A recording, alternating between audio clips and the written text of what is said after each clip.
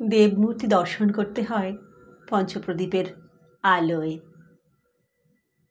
সচল বিশ্বনাথ স্বামী বিবেকানন্দকে আমি দেখবার চেষ্টা করছি তেমনই কতগুলি প্রদীপের আলোতে। আজকে যে প্রদীপের আলো তাকে দেখব তার নাম স্বামী শুদ্ধানন্দ। তার বিশদ পরিচয় পরে দেব, আপাতত এটুকু বলি 1938 সালে তিনি 6 মাসের জন্য বেলুড় মঠের অধ্যক্ষ ছিলেন। সেই স্বামী শুদ্ধানন্দের জীবনের শেষ দিকের একটি ঘটনা। সেই সময় তার শরীর খুব ভেঙে পড়েছিল এবং চিকিৎসকদের পরামর্শ ছিল প্রতিদিনই তার পথ্যের মধ্যে কিছু পরিমাণ মাছের ব্যবস্থা অবশ্যই রাখতে হবে। স্বামী মাধবানন্দের নির্দেশে মঠের কোনো এক তরুণ ব্রহ্মচারী তাকেই দায়িত্বটি দেওয়া হলো এবং সকলকে জানিয়ে দেওয়া হলো যে বিষয়টি যেন খুব গোপন থাকে। এই খবরটা যেন স্বামী শুদ্ধানন্দের কানে না যায় যে তার জন্য মাছ আনতে কোনো একজন গেছে। সকালবেলায় নিয়মিত শাস্ত্র পাঠ হয়, সকলে সেখানে উপস্থিত থাকে, কিন্তু শুদ্ধানন্দজির তীক্ষ্ণ দৃষ্টিতে এড়িয়ে গেল না যে একজন অনুপস্থিত।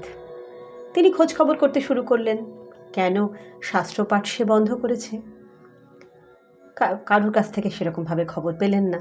তো ব্রহ্মচারীটি যখন শুদ্ধানন্দজির সামনে এসেছেন তখন তাকেই তিনি জিজ্ঞাসা করলেন যে সে কেন অনুপস্থিত ছিল। এভাবে বলার পরে ছেলেটি তো সেই তরুণ ব্রহ্মচারী বলে ফেললেন যে তিনি বাজারে গিয়েছিলেন মাছ আনতে।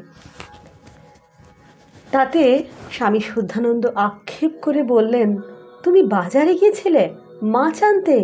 শালকিয়া পর্যন্ত ছুটেছিলে মাছের জন্য, আমারই জন্য?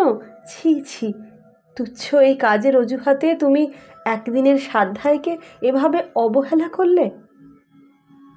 কিছু সময় মৌন থেকে আবার গম্ভীর অথচ আবেগজড়িত কণ্ঠে বারবার বলতে থাকেন, আমি সন্ন্যাসী, হায় আমার জন্য আবার মাছের ব্যবস্থা, আর সেই মাছের আয়োজন করতে গিয়ে একটি সংসার ত্যাগী বৈরাগ্যবান ছেলের এইভাবে সর্বনাশ সাধন।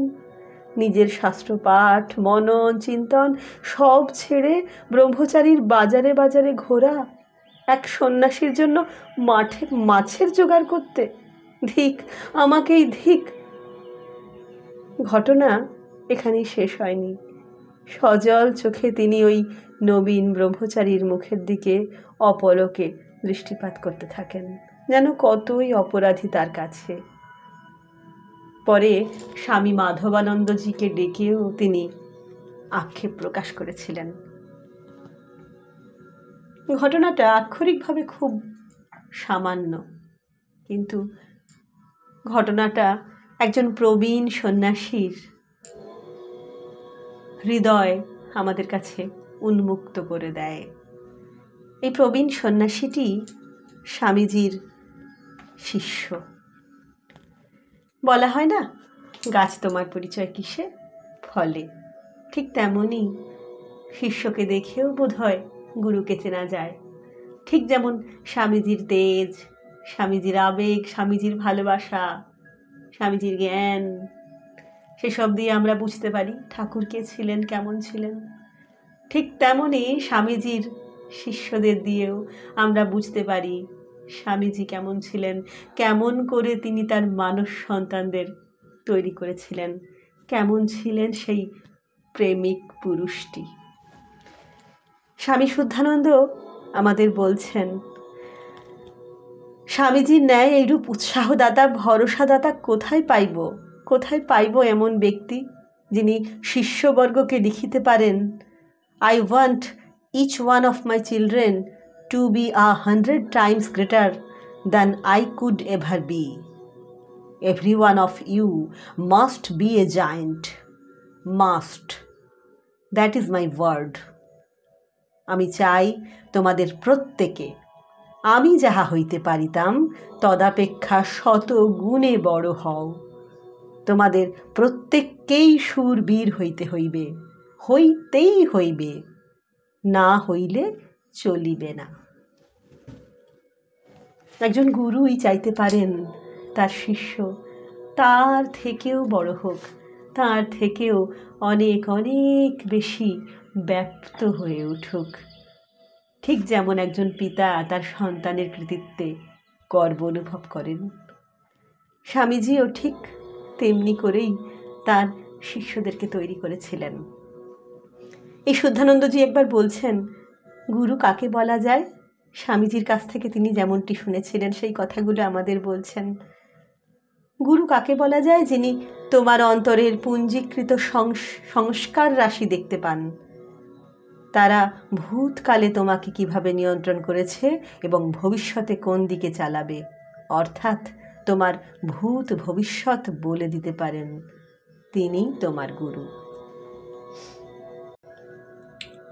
গুরু স্বামীজির এই শিষ্য সম্পর্কে সামান্য একটু পরিচয় দেওয়ার দরকার।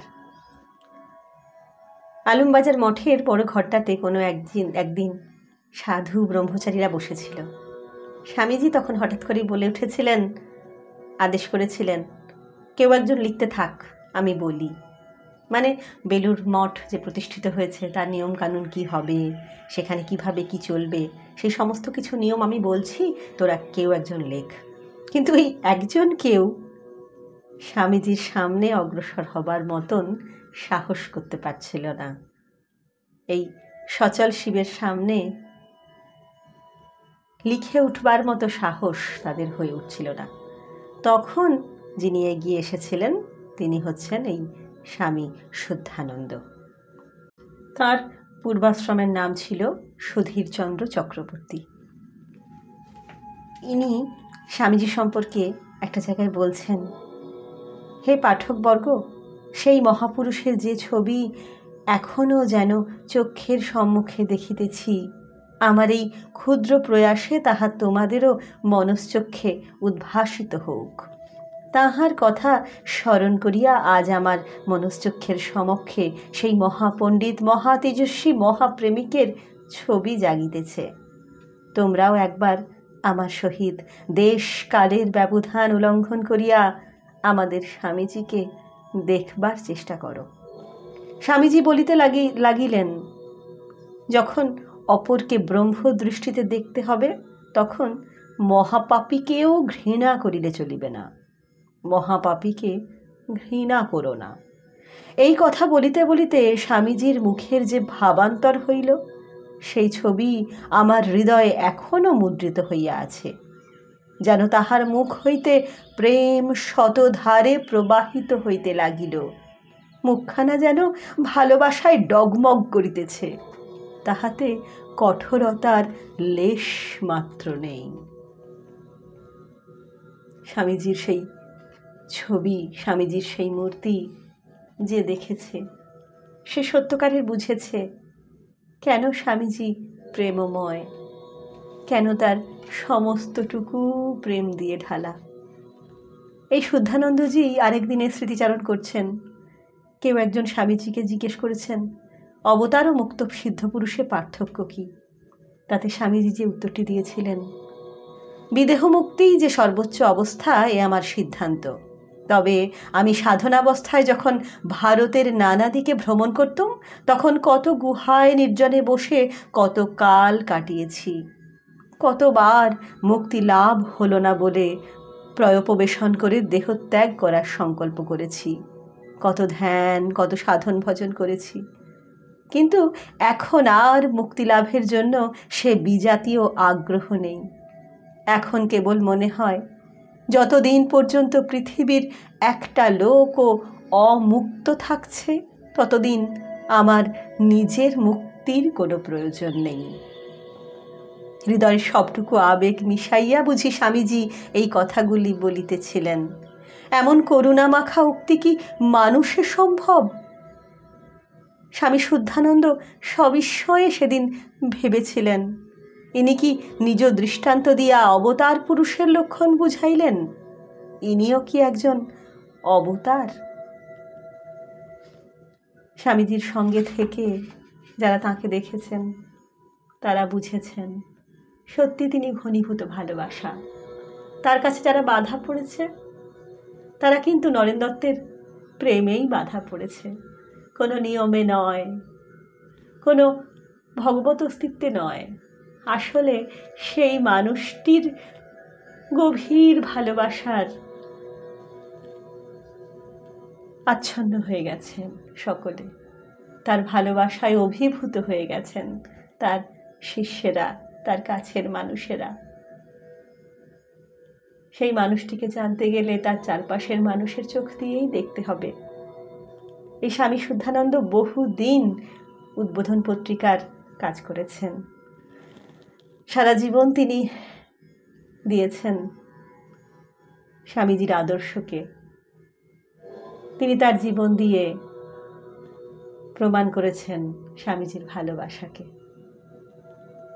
স্বামী বিবেকানন্দ ঘনীভূত ভালোবাসা আজ তার চোখ দিয়েই দেখতে চেষ্টা করলাম। নিবেদনে রাখি দক্ষিণেশ্বর থেকে।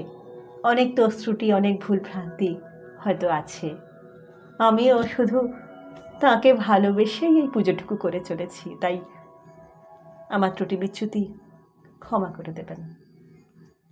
নমস্কার।